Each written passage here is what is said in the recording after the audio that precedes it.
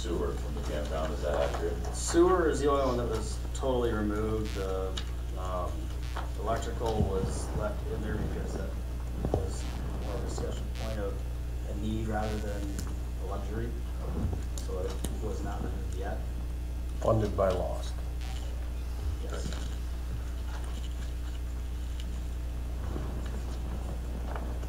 Back to the library, the problem with the library is most of the increases in salaries.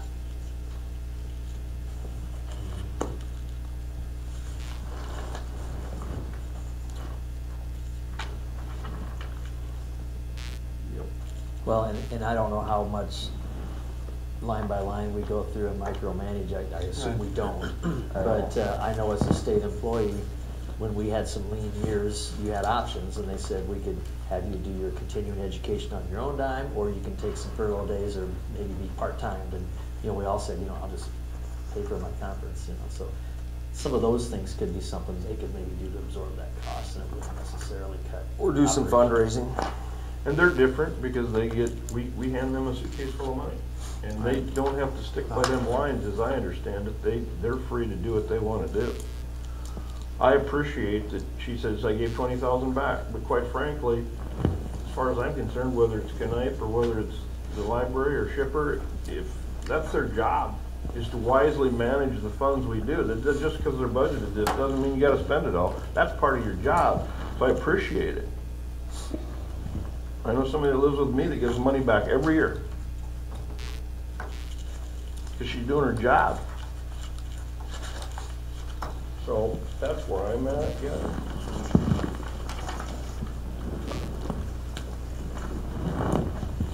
I think it'd be nice to borrow a line from the state auditor and have some kind of a innovation program. Each department and employee in the department try to figure out a way to, innovate and save money. Little tiny things add up when it's done on a broad scale. Absolutely. And I know that some of those folks already change their own oil and do things like that. I've always appreciated that. So that's one of the things I'm talking about. Just, I know we have a lot of different line items for cleaning and trash removal, stuff like that. And I get that we spread that across the departments, but I'm seeing a lot of that. Maybe do some of that ourselves. I don't know.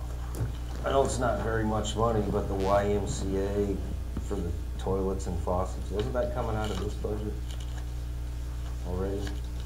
This year? Didn't we talk about that at committee? Just do it. No, there was some other things. Yeah, others. These are for. There was convention center, urinal, and something else. Yeah. At convention center, I think. This is more to do with them wanting to go to a 24-hour service. This is hoping for them to kind of accommodate those. Four, I don't know if it's five. Oh, yeah, I think the 24-hour thing is kind of a positive move for them. It's just Right. I think those are some of those amenities that'll help in that change if that change happens. Yeah, and some of it has to do with age of the kids. I mean, don't always flush the toilet. Don't always shut the water off. Right. Stops that stuff. You can. Another thing you could do is to the golf course, the hole 2 cart path. 13,560. To me, that's I had that marked as get rid of it too. something that could be cut.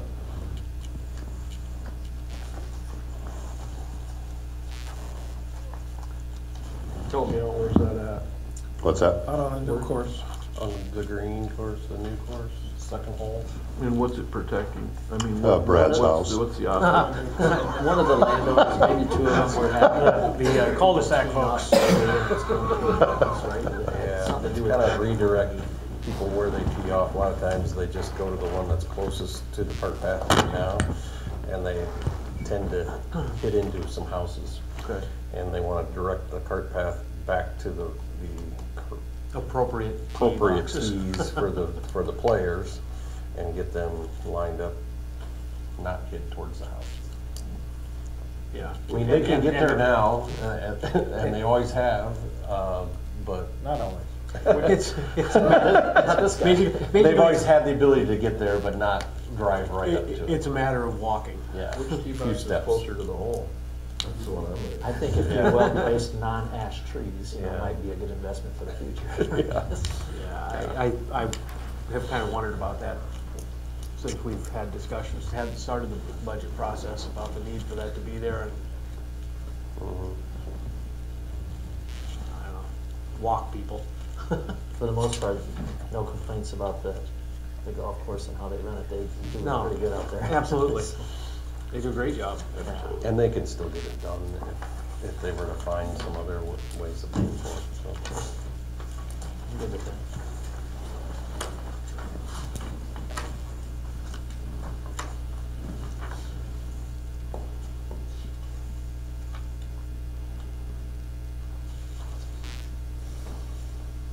So if we were to do all this, Joe, where's we at? I haven't been writing them down. Well, the movement from lost isn't gonna do anything to the general fund. It's just gonna keep more funds available in your lost balance. You're gonna cut you're gonna cut the $13,560 out of the golf course and $50,000 out of, library. That's gonna put you right at your 63,000. And the electrical at the campground? That's was lost. lost. so- Oh, that, I Yeah, apologize. so that. Gotcha. General fund, but with the 13.5 and the 50, that puts you at your 63,560, so you're $200 short. That's if option one is what they select for levy. Right. Correct. Right. Yeah. Yeah, if you're gonna add more for staffing, then. It just obviously- helps that deficit. Right, you're gonna take 63, so if you look at, option two, you have 105,000 or $6,000 deficit instead. Right, but I think that's important to keep in mind, Right. because personally myself, if you cut something, either it had merit or it doesn't have merit, okay? Because we're not cutting crucial, fire one of your officers, guys. We're not cutting something crucial, okay? So either it had merit to be chopped or it doesn't.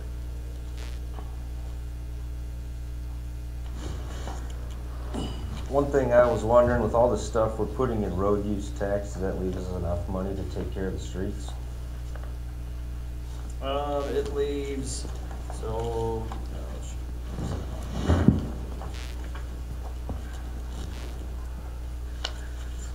Page 36.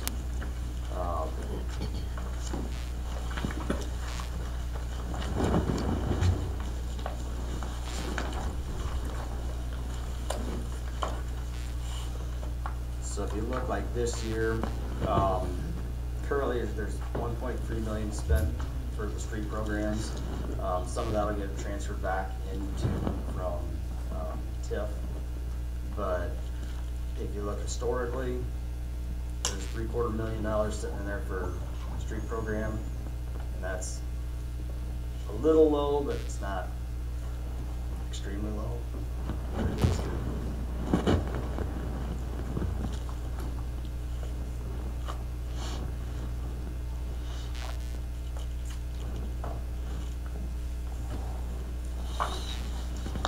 Yeah, I don't really know what you would cut out of there, Brian. I don't either.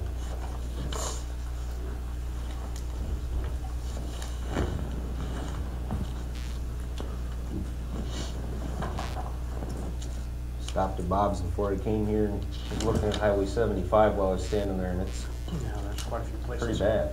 Mhm. It is really bad. Sad part is the asphalt's holding up better than the cement.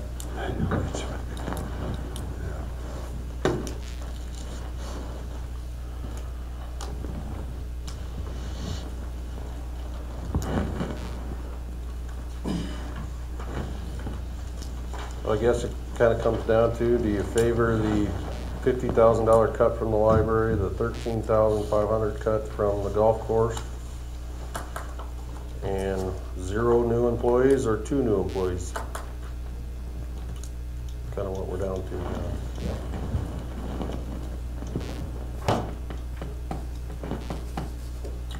one employee's not an option anymore? Well, Mark suggested it isn't, but maybe it is.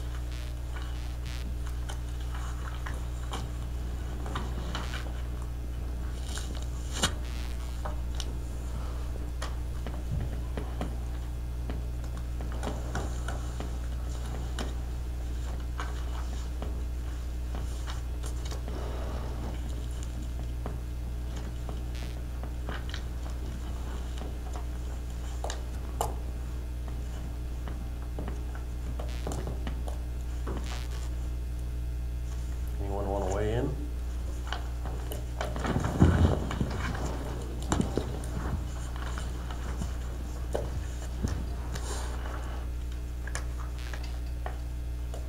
I'll tell you what I like, if that helps. I like option 2, the 2 new employees with the cuts that we're talking about. So budget deficit about 106,000.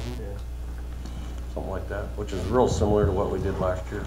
Or Motion to approve property tax rate of 12.78, option 2. For public hearing to be held on April 2nd, 24, 11:45 for the fiscal year 24-25. Second. I have a motion and a second. Any further discussion? All those in favor say aye. Aye. Opposed? Motion carried. Thank you for getting through that. Discussion, Jason. What do I have? Okay, so weather is nice, so projects are going to start. So we have Plywood Trail. Last email we had from the other day, maybe. Contractor should be on site March 11th to start working on that wall, and then and some other things. And then April 1st, they're hoping to be back in to finish the sections that they don't have paved yet. Southview Industrial Park, that was started late last year. That's anticipated contractor next Wednesday or Thursday to get back to work on that thing. Lamar's Industrial Park 4th edition, which we approved, I think last meeting. That contract, pre-construction is tomorrow for that project. And if you go out there, they've got a lineup of equipment sitting out there at the corner. So they're ready to go. And then I wanted to pass this on too, since we haven't talked about it for a while. The bridge fire, the fire at the bridge that we had. We've had Shimmer inspect that at least the last 2 years. And here's what they found is they've been in discussion with the manufacturer of those bearings that allow the bridge to move. They're not, over the last 2 years, they are not showing that they are moving. They're still moving.